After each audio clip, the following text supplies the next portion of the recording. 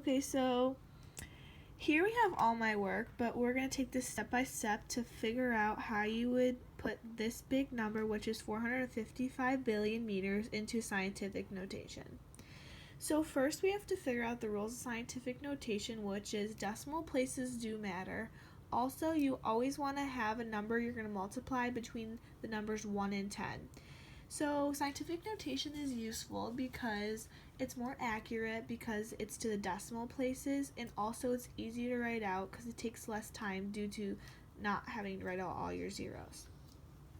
So here we see we have 1, 2, 3, 4, 5, 6, 7, 8, 9 zeros. And we can't just use 455 because, like I said, you have to have a number that's between 1 and 10. So I'm going to use the number 4.55. And because I put the decimal between the 4 and the first 5, that gives it the value between 1 and 10. So we have a good number. Next, we're going to go back and see that we have 9 zeros, but we can't forget about the 2 numbers after the decimal places. We have to combine those two.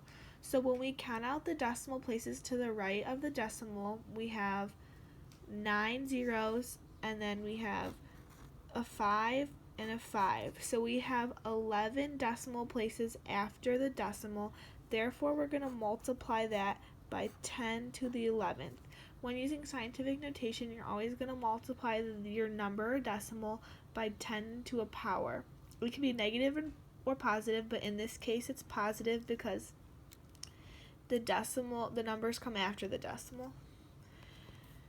So if we would type this into our calculator, our large number, which is 4, 5, 5, 1, 2, 3, 1, 2, 3, 1, 2, 3. So here we have our 455 billion, and when I press enter, you see that it comes out as 4.55 times 10 to the 11th, which means that we accurately got this into scientific notation.